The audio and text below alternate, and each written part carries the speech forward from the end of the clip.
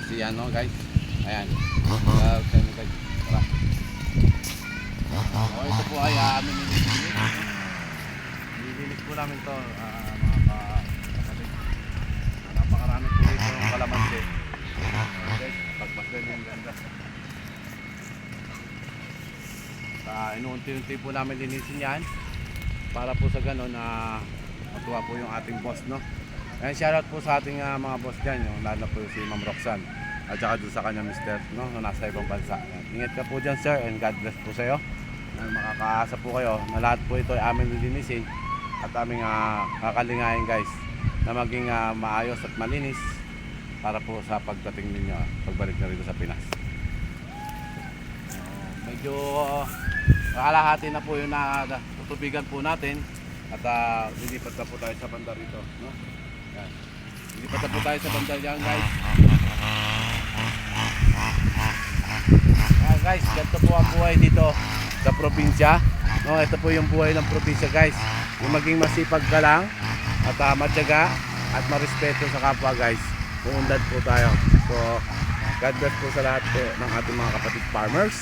Ayan, no, ganito po yung gawin natin guys, yung sinipin po natin yung kapaligiran, sinipin natin yung kapaligiran, and then bigyan po natin ng halaga, yung tiwala at respeto ng ating boss, no, ating kaibigan o may-ari po nito. Ayan, nahakot po namin guys yung mga basura para po mailagay po sa isang lugar. Ito po yung medyo malinis na po.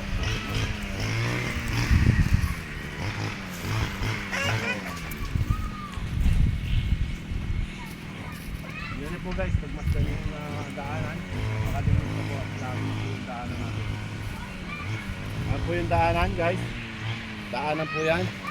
Patungo po dun sa center po, papunta sa bahay. Ito po yung yung bakuran. Pinalilinis yun po natin.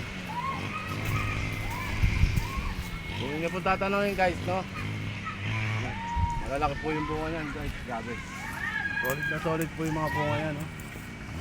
Tingnan nyo guys, yung mga bunga ng ating binabantayan na kalamansian, no?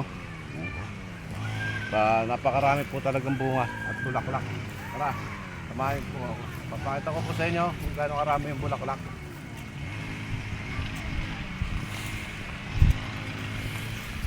Ayan guys, tingnan nyo guys, oh.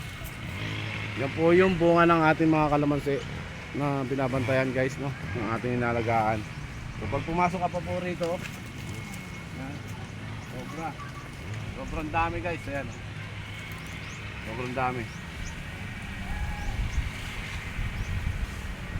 Kaya shoutout po sa inyo mga kabuhay, buhay probinsya, no? Mga kaprobinsya guys, ganito po yung ating ninanais na matanaw, yung kagandahan. At sulit guys, mawawala po talaga yung pagod nyo pag natanaw nyo yan, lalo na't pag namunga po yan. So hindi natin pwedeng galawin kasi nga ito pong bulaklak na ito, yan po yung pinakabunga nya. So bawal pong bumagsak, bawal galawin.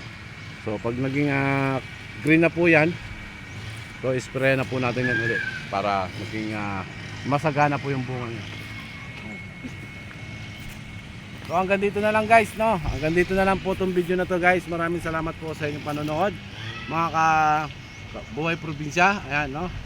Sana po ay huwag po kayo magsawa sa mga video na gagawin natin. Update ko po kayo. Thank you for watching. So ayan guys, ako po si Dennis Argenti guys, no?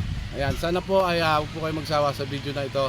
Lagi nyo pong i-heart at i-like, i-share ang aking mga video. Maraming salamat po, no? Thank you.